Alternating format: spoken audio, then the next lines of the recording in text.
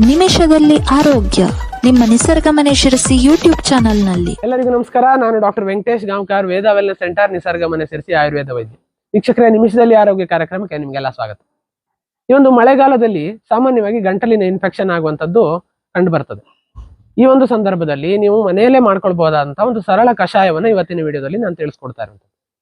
ಹೌದು, ಒಮ್ಮೆಗೆ 3 ತುಳಸಿ ಎಲೆಗಳನ್ನ, ಹಸಿಯಾಗಿರುವಂತಹ ತುಳಸಿ ಎಲೆಗಳನ್ನ ಚೆನ್ನಾಗಿ ತೊಳೆದು ಅದನ್ನ ತಂದ್ಕೋಬೇಕು. ಈ 3 ತುಳಸಿ ಎಲೆಗಳನ್ನ ಸ್ವಲ್ಪ ಜಜ್ಜಿ ಅದನ್ನ ರೆಡಿ ಇಟ್ಕೋಬೇಕು. ಅದಕ್ಕೆ 1 ಚಮಚದಷ್ಟು ಮೆಂತೆ ಪುಡಿಯನ್ನ ಸೇರಿಸಿ 1 ಲೋಟ ನೀರಿಗೆ ಹಾಕಿ ಒಂದು ಪಾತ್ರೆಯಲ್ಲಿ ಕುದಿಲಿಕ್ಕೆ ಇಡಬೇಕು.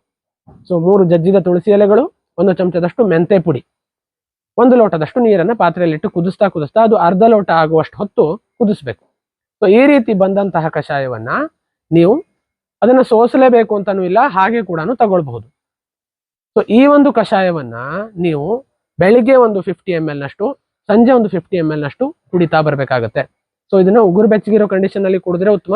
ಸಂಜೆ ಮತ್ತೊಂದು ಸ್ವಲ್ಪ ಬಿಸಿ ಮಾಡ್ಕೊಳ್ಬಹುದು. ರಾತ್ರಿ ಇಟ್ಟು ಬೆಳಿಗ್ಗೆ ಕುಡಿಯುವಂಥದ್ದು ಬೇಡ. ಸೊ ಈ ಸರಳ ಕಷಾಯವನ್ನ ನೀವು ಒಂದು 3 ದಿನಗಳ ಕಾಲ ಮಾಡಿದ್ರಿ ಅಂತಾದ್ರೆ ನಿಮಗೆ ಗಂಟಲಿನ ಇನ್ಫೆಕ್ಷನ್ ಕಡಿಮೆ ಆಗುತ್ತೆ, ರೋಗ ನಿರೋಧಕ ಶಕ್ತಿ ಹೆಚ್ಚಿಗೆ ಆಗುತ್ತೆ.